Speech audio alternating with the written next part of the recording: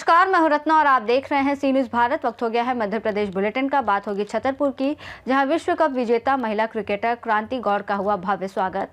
आगे बात होगी दतिया की, जहां बेहतर स्वास्थ्य सेवाओं के लिए सामुदायिक स्वास्थ्य केंद्र का कलेक्टर ने किया औचक निरीक्षण।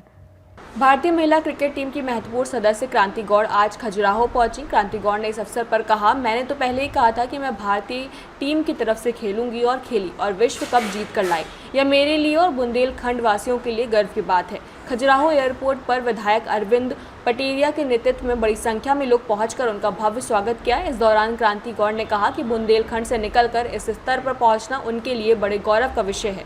क्रांति के पिता भी इस मौके पर काफ़ी भावुक दिखाई दिए और बेटी की इस उपलब्धि पर खुशी और गर्व व्यक्त किया। क्रांति गौड़ भोपाल से विशेष विमान द्वारा खजुराहो पहुंची। एयरपोर्ट पर लोग उनके स्वागत के लिए आतुर दिखाई दिए और इसे संभालने के लिए CFS कर्मियों को भी काफ़ी मशक्कत करनी पड़ी। बुंदेलखंड वासियों के लिए क्या कहना? हाथ में लेना है जी हाँ। बुंदेल वासियों के लिए बस यही बोलूँगी कि मैं बुंदेलखंड से मैं वर्ल्ड कप जीत के आई हूँ, तो मुझे भी बहुत प्राउड फील हो रहा है। आज उनको भी बहुत प्राउड फील हो रहा है क्योंकि मैं बुंदेलखंड से हूँ और मैं एक अभी मैं बुंदेलखंड में रहती हूँ, इस बुंदेलखंड में जन्मी हूँ, तो ये मेरे लिए बहुत अच्छी बात है पहले तो। और बहुत बहुत धन्यवाद, क्योंकि मैचेस चल रहे थे तो पूरे बुंदेलखंड ने मेरे को सपोर्ट करा, टीम को सपोर्ट करा। और ये वर्ल्ड कप ट्रॉफी सिर्फ हम इंडिया टीम ने नहीं और पूरे इंडिया ने उठाया, तो धन्यवाद। छोटी जगह से आपने करके इतनी ऊंची ऊंचाइयां हासिल की, क्या कभी कल्पना की थी आपने बुंदेलखंड? कल्पना तो ऐसा, जब मैंने बैट पकड़ा था तब बोला था कि मैं एक दिन इंडिया ज़रूर खेलूँगी, बट इतना जल्दी हो गया, वो भगवान की कृपा है। आपका? मुन्ना सिंह गौड़। आप क्रांति गौड़ के पिताजी हैं, क्या कहना चाहेंगे इसकी इस उपलब्धि को लेकर के? मुझे बहुत हर्ष प्रशंसा हुई, मेरी बच्ची ने इतना बड़ा नाम कमाया और जो मेरा बादशाहों को सपना पूरा किया। आपने कभी कल्पना की थी कि हमारी बेटी इतना ऊंचाइयों तक जाएगी? कल्पना तो सोचते थे, कल्पना नहीं की थी, कि सोचते थे कि उसमें टैलेंट देख के कि वो आगे बढ़ेगी। उस उम्मीदों को उसने पार किया। अच्छा। हम बोल नहीं पा रहे। आज आपको कैसा लग रहा है? आज बहुत उसकी इतनी भीड़, इतना स्वागत हो रहा है। तो हम भोपाल के साथ में आ रहा, मतलब हमें बहुत गर्व हो रहा है। हाँ, मुख्यमंत्री जी ने क्या कहा? मुख्यमंत्री जी ने हमारा जो पुलिस से टर्मिनेट कर दिया था बहाली के लिए, बोल दिया। 12 साल 13 साल हम वो रहे। अच्छा, पुलिस में थे? हाँ, पुलिस में थे। तो आज आपको बोला? हाँ, क्या कहा? बहाल कर दिया। हाँ। तो बहुत गर्व हो रहा है? हाँ, बहुत ज़्यादा गर्व हो रहा है बेटी पर। जी। क्या शुभकामनाएं देना चाहेंगे लोगों को? क्या कहना चाहेंगे आप अपनी बेटी के माध्यम से लोगों को? छतरपुर से सी न्यूज़ संवाददाता कुलदीप सक्सेना की रिपोर्ट।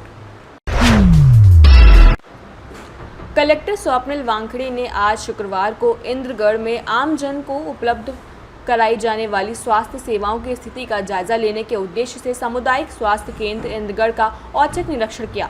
निरीक्षण के दौरान कलेक्टर ने OPD, पोषण पुनर्वास केंद्र, प्रसव पूर्व एवं पश्चात देखभाल कक्ष, टीकाकरण कक्ष आदि का दौरा किया। कलेक्टर वानखेड़े ने ब्लॉक चिकित्सा अधिकारी का निर्देश दिया कि 108 एम्बुलेंस रात 9 बजे से सुबह 6 बजे तक ड्राइवर सहित सामुदायिक स्वास्थ्य केंद्र में रहेंगे, जिसकी निगरानी निरंतर चिकित्सा अधिकारी द्वारा की जाएगी।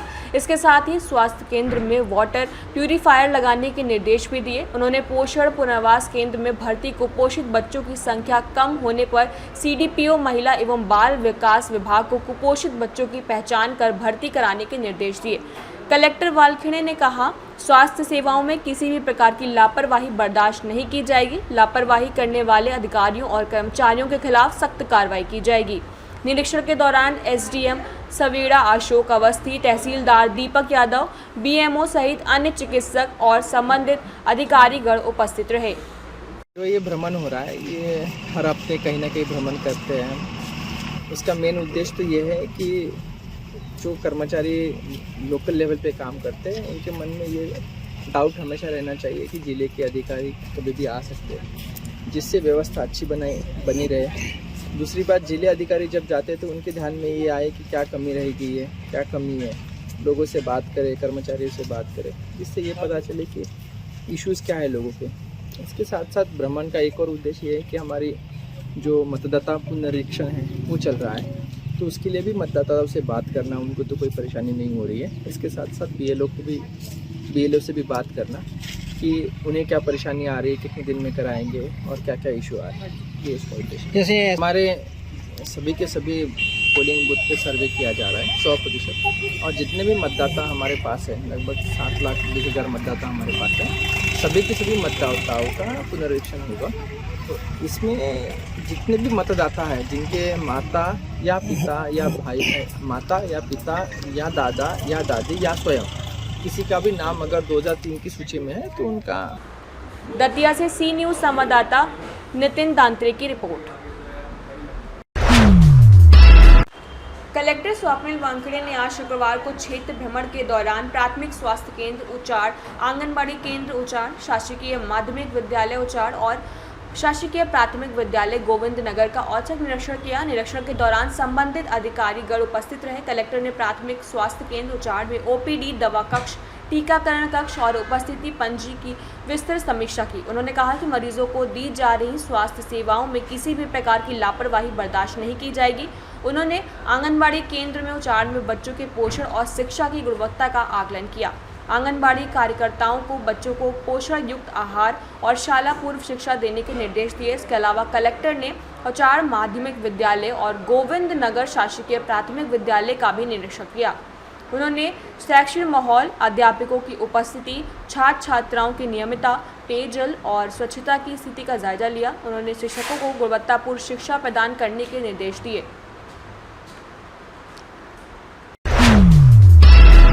नगर पालिका अध्यक्ष पंकज पालीवाल ने शुक्रवार को नगर पालिका में प्रेस कॉन्फ्रेंस कर शहर में आगामी विकास कार्यों के बारे में जानकारी दी और शहरवासियों से सहयोग की अपील की। नगर पालिका अध्यक्ष ने बताया कि वार्ड 8 में न्यू बस स्टैंड का निर्माण जल्द शुरू किया जाएगा। निर्माण कार्य के लिए लगभग 3 फीट खुदाई के बाद CC निर्माण किया जाएगा, जिसकी अनुमानित लागत 1,44 लाख रुपए है। नए बस स्टैंड से यात्री वाहनों और दुकानदारों को डामरीकरण के दौरान बने गड्ढों से राहत मिलेगी। उन्होंने ये भी कहा है कि नगरीय प्रशासन मंत्री से नागरिकों की सुविधा के अनुसार निर्माण राशि बढ़ाने की मांग की गई है। पंकज पालीवाल ने आरोप लगाया है कि वार्ड 8 के पार्षद प्रतिनिधि नगर विकास कार्यों में कई बार बाधा डाल रहे हैं। हाल ही में वार्डवासियों के माध्यम से अनुविभागीय अधिकारी को ज्ञापन भेजा गया, जिसमें कहा गया कि विकास राशि अन्य वार्ड में लगाई जा रही है। नगर पालिका अध्यक्ष ने यह भी कहा है कि पिछले 3 सालों में हर वार्ड में विकास कार्य किए गए हैं और इस सत्र में वार्ड 8 को प्राथमिकता दी गई है। बस स्टैंड सहित सभी प्रमुख निर्माण कार्य जल्द ही शुरू कराए जाएंगे। करने के लिए परिषद द्वारा सुझाव लिए गए और परिषद के सुझाव के आधार पर वार्ड नंबर 8 में 1,54,00,000 रुपए के लगभग 1.5 करोड़ के लगभग कार्य स्वीकृत किए हैं और वो कार्य वार्ड नंबर 8 में हम करा रहे हैं। साथ ही वार्ड नंबर 8 के अलावा जो नगर में अन्य स्थानों पर छूट गए थे, उन जगहों पर हमने जहाँ डामरीकरण होना है वहाँ डामरीकरण, जहाँ CC रोड बनना है वहाँ CC रोड, और नालों के लिए एक SDRF योजना के माध्यम से DPR की भी तैयार करने की मांग करी है। बस स्टैंड को लेकर के भी हमारी चिंता थी कि बस स्टैंड बहुत पुराने समय से। राजगढ़ से सी न्यूज़ संवाददाता जावेद की रिपोर्ट। सी न्यूज़ भारत की ग्राउंड रिपोर्टिंग के बाद सीहोर के टोल नाकों पर फर्जी टोल रसीदों के जरिए MPRDC को लाखों रुपए का नुकसान पहुंचाने वाले टोल कर्मियों का पर्दाफाश हुआ है। इछावर के कोनीशर और बरोदी टोल नाके पर तैनात टोल कर्मियों द्वारा रोजाना डुप्लीकेट रसीदों के माध्यम से अवैध वसूली की जा रही थी। सी न्यूज़ भारत ने इस धोखाधड़ी की खबर प्राथमिकता से दिखाई, जिसके तुरंत बाद प्रशासन और MP रोड डेवलपमेंट करप्शन के कार्रवाई करते हुए सभी टोल कर्मियों और मैनेजर को तत्काल प्रभाव से हटा दिया गया।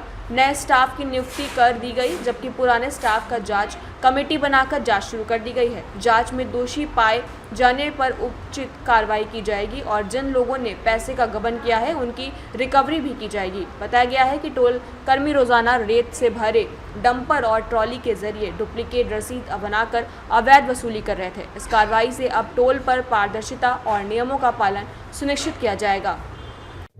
सर, आपका शुभ नाम और किस पद पर है? सर, मेरा नाम जितेंद्र सारस्वत है। मैं प्लाजा मैनेजर के पद पर अपॉइंट हुआ हूँ। सर ये बोटी टोल के ऊपर जो एक कार्रवाई हुई है सर, जिसमें राजस्व की हानि वहाँ के मैनेजर, असिस्टेंट मैनेजर और कर्मचारियों द्वारा पहुंचाई जा रही थी जी, इस पर क्या कार्रवाई हुई है सर? इसके लिए सर MPRDC जो अपना Madhya Pradesh road development corporation है उनके द्वारा जांच की जा रही है।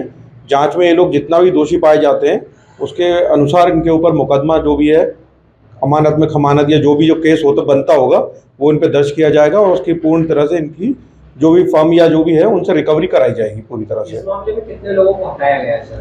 अभी सर मेरी जानकारी के अनुसार यहाँ पे 12-15 लोगों का स्टाफ था, तो सभी को पूरी तरह से निलंबित कर दिया गया है और किसी के भी मतलब जो भी ड्यूज वगैरह इनकी सैलरी वगैरह थी सबको होल्ड कर दी गई है। किसी को भी किसी प्रकार का पेमेंट वगैरह कुछ भी नहीं दिया गया है। सर जो एक मशीन का हमारे द्वारा वीडियो बनाया गया है, जी जी, उस मशीन को क्या जब्त करा गया है?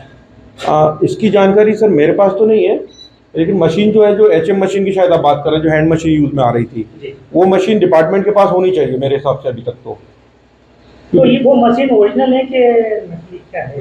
एक्चुअली क्या होता है ना सर, कहीं कहीं प्लाजाओं पर जब नेट कनेक्टिविटी वगैरह चली जाती है तो उस मशीन का उपयोग किया जाता है स्लिप काटने के लिए।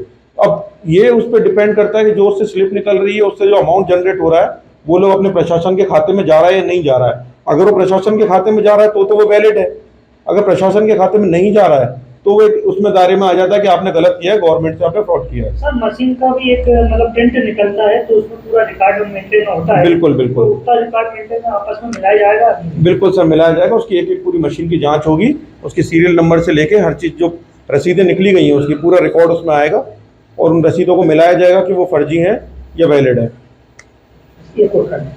सी न्यूज़ की टीम आज मौजूद है फिर छावर विधानसभा में बोर्दी और कोनाजी टोल टैक्स के बीच में। यहाँ पे टोल टैक्स पर कुछ अनियमित चीज़ें हो रही थी जो आपको हम पहले मौजूद करवा चुके थे। जो टोल लिए जा रहे थे वो गलत तरीके से टोल लिए जा रहे थे, क्यों सरकार को लाखों रुपए का चूना लगाया जा रहा था। इस खबर को सी न्यूज़ भारत पे प्राथमिकता से दिखाई गई और उस खबर का बहुत जल्दी असर भी हुआ है। आज फिर हम यहाँ पे दिखाने जा रहे हैं, कर्मचारी काम करने वाले हैं उन पे एक्शन लिया गया है और यहाँ पे उन लोगों को हटाया गया है, नया स्टाफ आ गया है। जो सरकार को लाखों रुपए का चूना लग रहा था, जो क्या आने वाले समय में क्या इसकी भरपाई होगी। और भी खबर देखने के लिए बने रहे सी न्यूज़ भारत। सीओर से रजनी राय की विशेष रिपोर्ट। मध्य प्रदेश बुलेटिन में फिलहाल इतना ही। देश और दुनिया की तमाम बड़ी खबरों के लिए देखते रहिए सी न्यूज़ भारत।